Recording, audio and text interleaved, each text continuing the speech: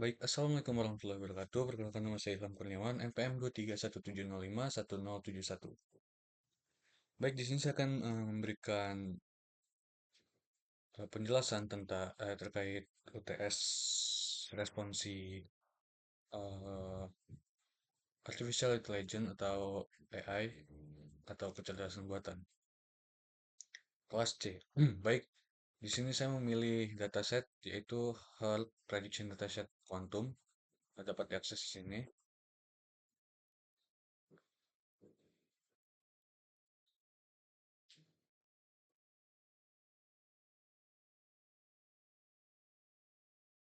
Ini dataset yang saya gunakan. Alasan saya memilih dataset ini karena saya merasa dataset ini cocok untuk metode-metode yang akan digunakan. Baik, pertama-tama kita import datasetnya melalui Kaggle Hub, seperti ini sintaksnya. Lalu kita import library-library yang akan digunakan. Lalu kita eh,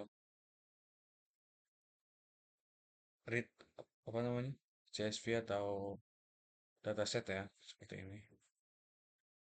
Lalu selanjutnya kita lakukan eh, pre-processing data, yaitu pembersihan data. Pertama, dataset terdiri dari 500 baris dan 7 kolom, yaitu age, gender, blood pressure, kolesterol, heart rate, quantum pattern feature, dan heart disease. Ini target.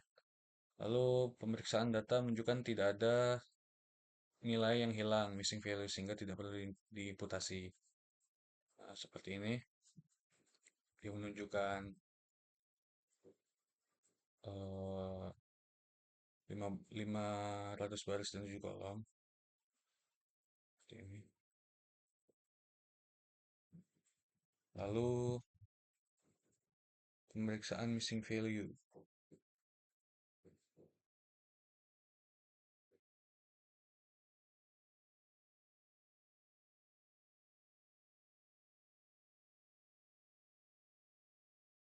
Baik, selanjutnya ada normalisasi data.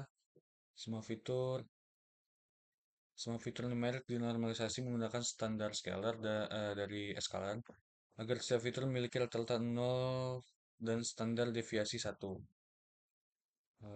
Itu yang ini.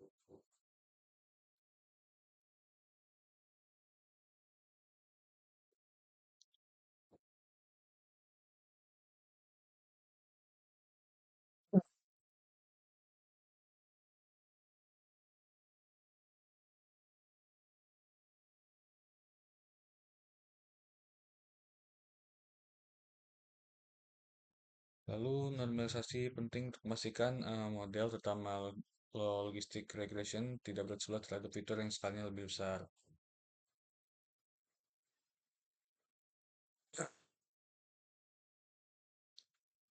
Lalu kita masuk ke implementasi genetik algoritmanya aja.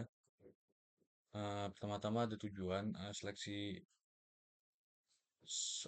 fitur dramatis GA digunakan untuk memilih kombinasi fitur terbaik dari seluruh fitur yang tersedia. Dan yang kedua, proses seleksi ini bertujuan untuk meningkatkan akurasi model dengan menggunakan hanya fitur yang benar-benar relevan. Ini ada komponennya. Di sini ada individu. Pertama-tama ada parameter. Parameter GA-nya. Di sini ada eh, size populasi, lalu ada apa namanya di sini generasi. Di sini eh,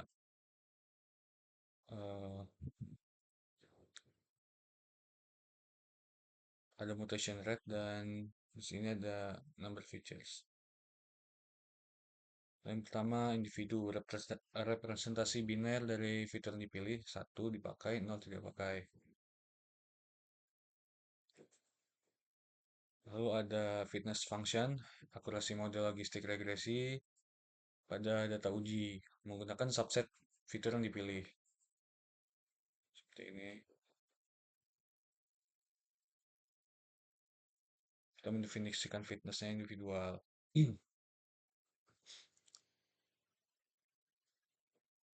Lalu ada seleksi itu turnamen selection.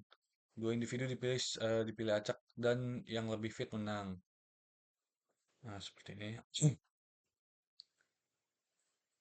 Jadi winnersnya ini untuk range populasi, size populasi, ukuran populasi, dia mendengar random sampel dari range populasi tadi. Lalu pemenangnya ditambahkan ke winner, lalu dikembalikan ke Nampi Arise. Maksud saya Nampi Arai dari si winners ini.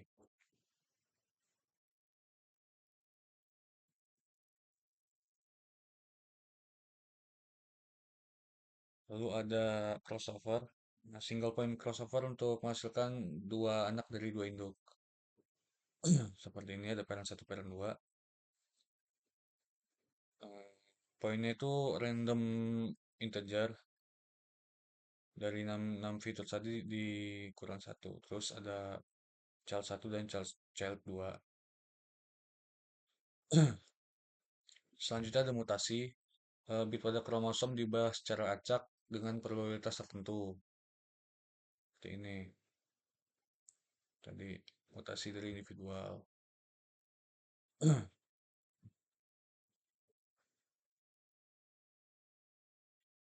Lalu di sini ada konvergensi. Dicatat dalam bentuk best fitness per generasi untuk melihat bagaimana akurasi meningkat seiring iterasi. Seperti ini sintaksnya. Maaf. Ini. Dan ini untuk outputnya. Di sini bisa kita lihat akurasi terbaiknya 0,9500 dari generasi 1 sampai dengan generasi 80. Ini bisa terjadi karena tadi kita ada melakukan selection turnamen ini. Lalu ini fitur terbaik hasil dari genetik algorithm yaitu ada kolesterol, heart rate, dan quantum pattern feature. Akurasi terbaiknya 0,95 sesuai dengan ini tadi. Baik, kita lanjut ke pembuatan dan evaluasi model. Itu model yang saya gunakan adalah logistic regression. Digunakan sebagai model klasifikasinya. Lalu dilatih menggunakan subset fitur hasil seleksi dari GA. Lalu ada evaluasi performa. Setelah pelatihan, model diuji pada data uji, test set.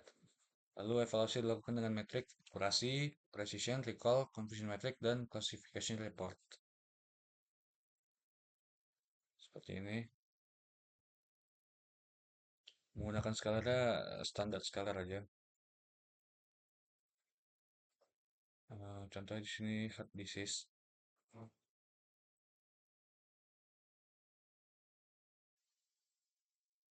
Model yang menggunakan logistic regression itu lalu dilatih menggunakan subset fitur dari hasil GA. Hasil dari seleksi GA maksudnya. Nah, lalu evaluasi performanya di sini. Ada akurasi, presisi, recall, conversion matrix, dan classification report. Seperti ini outputnya. Baik, selanjutnya kita lanjut ke visualisasi hasil dan proses. Yang pertama-tama confusion matrix itu hasil dari klasifikasi dari logistic regression.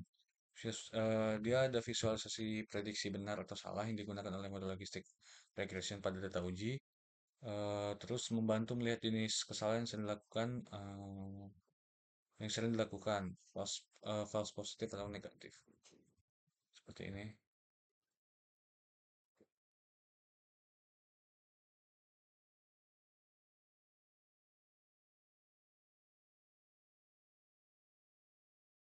Lalu ada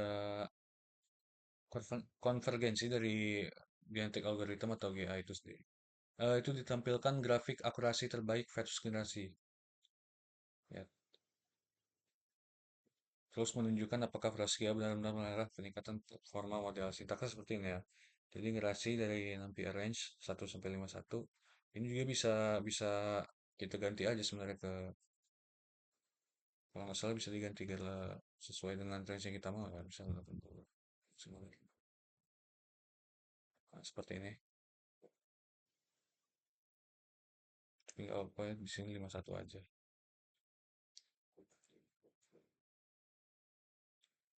Nah, ini untuk fitness terbaik. Eh, dia akurasi terbaik. Seperti ini sintaksnya.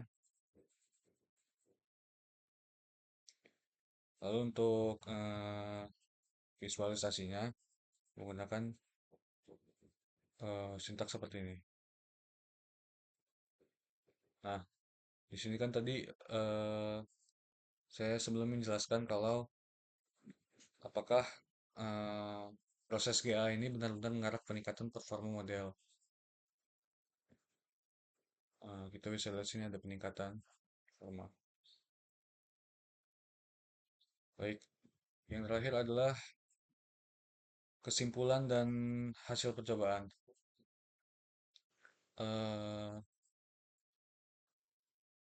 Maaf, kesimpulan dan analisis hasil percobaan. Baik, saya ke analisis hasil percobaan dulu. Dalam percobaan ini telah dilakukan proses pre-processing data, eh, s- seleksi fitur menggunakan GA, pembuatan model klasifikasi dengan logistic regression, dan evaluasi evaluasi juga visualisasi hasil. Berikut poin-poin utamanya. Pertama dari efektivitas pre-processing. Data telah dinormalisasi dengan baik dan tidak ditemukan missing values. Normalisasi membantu model konvergen lebih cepat dan membuat distribusi fitur seimbang. Lalu yang kedua ada kinerja GA. Dia secara efektif memilih subset fitur yang optimal. Lalu konvergensi ditunjukkan oleh meningkatnya akurasi dari generasi ke generasi. Dengan mengeliminasi fitur yang kurang relevan, model menjadi lebih efisien dan performanya meningkat. Lalu selanjutnya evaluasi model logistic regression. Model logistic regression menunjukkan performa klasifikasi yang cukup baik dengan akurasi yang tinggi pada subset fitur hasil seleksi GA.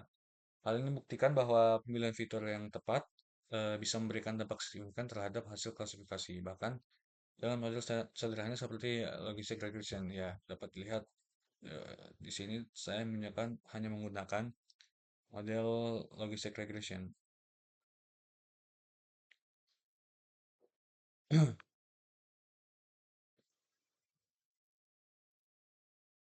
Seperti ini.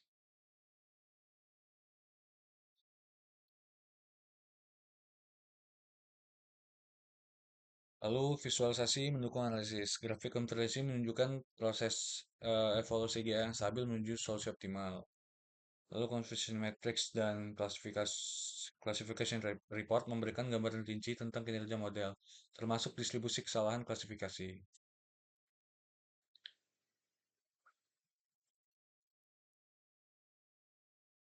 Lalu kesimpulan akhirnya, GA terbukti mampu melakukan seleksi fitur yang efektif, sehingga meningkatkan akurasi model klasifikasi, meskipun model yang digunakan adalah logistik regression yang sederhana.